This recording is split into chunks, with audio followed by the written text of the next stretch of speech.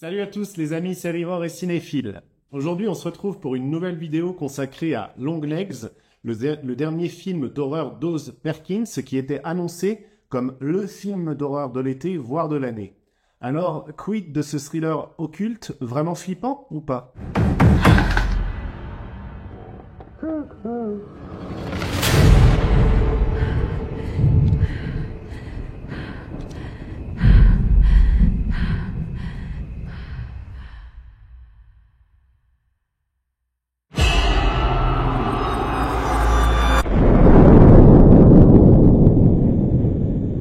Commençons par le synopsis.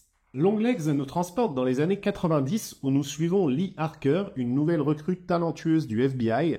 Cette jeune agente se retrouve affectée à une affaire non résolue impliquant un tueur en série surnommé Longlegs. L'enquête, qui semblait au point mort, prend soudain un tournant inattendu lorsque de nouveaux éléments surgissent mêlant l'occulte à une dimension personnelle pour notre protagoniste. Le réalisateur, Oz Perkins, qui signe également le scénario, nous plonge dans un univers où l'horreur côtoie le thriller psychologique. Lee Harker se retrouve dans une course contre la montre pour empêcher ce tueur impitoyable de faire de nouvelles victimes, tout en se découvrant, comme je le disais, un lien personnel troublant avec cette affaire. Is it scary being a lady FBI agent? Yeah. Take a nice long look. A letter was left with the bodies. Signed with one word.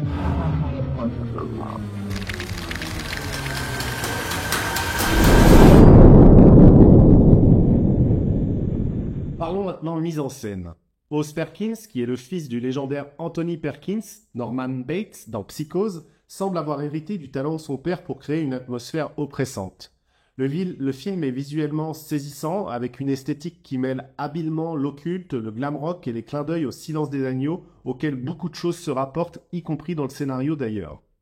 La caméra de Perkins nous entraîne dans un dédale de références cinématographiques, créant un univers à la fois familier et étrangement perturbant, rendant l'expérience visuelle unique et assez déstabilisante, je dois dire. Le film semble avoir la capacité à s'insinuer sous la peau du spectateur, créant un malaise persistant qui ne vous quitte pas, même une fois sorti de la salle. Cette approche transforme quelque chose de familier en quelque chose d'étrange, et l'étrange en quelque chose de familier. Ça brouille les frontières entre la réalité et le cauchemar, et de ce point de vue-là, on peut parler de bons films d'horreur.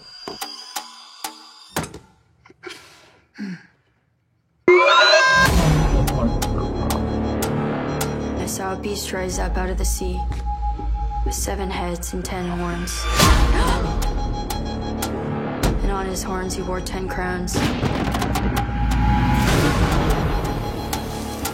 And on each head was written a blasphemous name. What aren't you telling me? He'll kill, and kill again.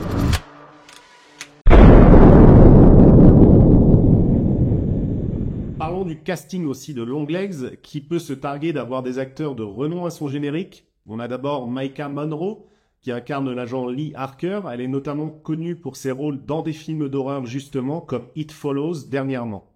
Monroe semble être d'ailleurs dans son élément. Elle apporte sans doute la vulnérabilité, c'est difficile à dire, la vulnérabilité et la détermination nécessaires à son personnage.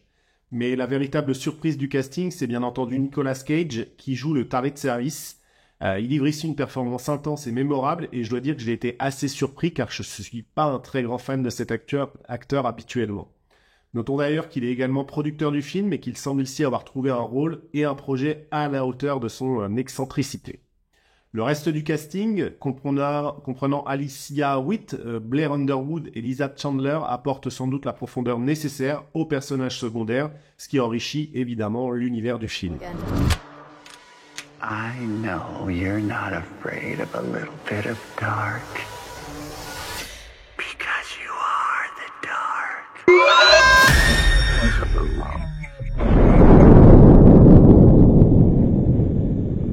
Longlegs ne se contente pas d'être un simple film d'horreur. Il explore des thèmes assez profonds tels que la nature du mal, les traumatismes personnels et la façon dont le passé peut hanter le présent.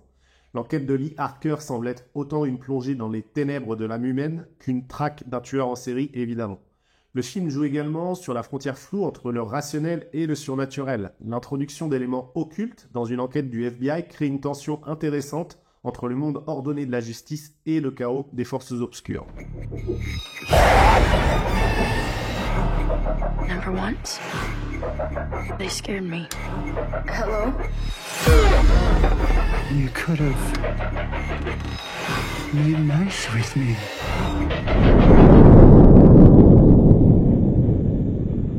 Le film n'est pas exempt de défauts.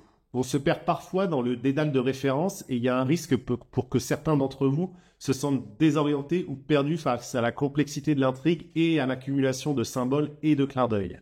De plus, bien que l'atmosphère soit bien fichue, j'ai pas réellement eu de frissons personnellement. On joue ici bien plus sur la psychologie que sur les jumpscares.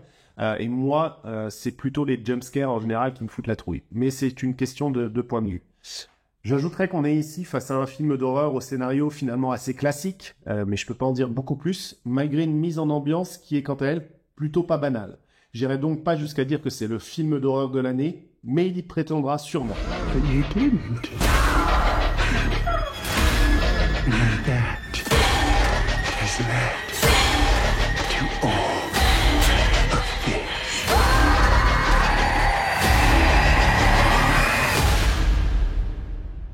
I'll be waiting.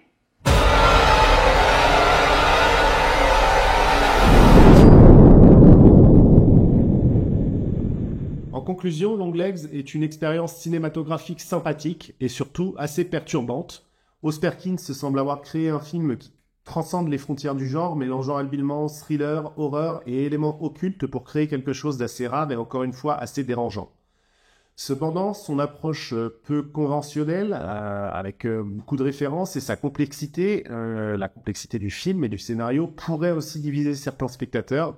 C'est pour moi un bon film, mais j'ai rien trouvé d'exceptionnel et je le classerai dans la catégorie bon film d'horreur. Que vous soyez amateur d'horreur psychologique ou simplement curieux de découvrir une œuvre assez originale, je vous conseille tout de même Longlegs, qui mérite une certaine attention. N'oubliez pas de me dire en commentaire si vous avez vu ce film, ce que vous en avez pensé. Si vous avez apprécié cette vidéo, surtout, n'hésitez pas à liker, à vous abonner bien entendu, ça fait toujours du bien à la chaîne.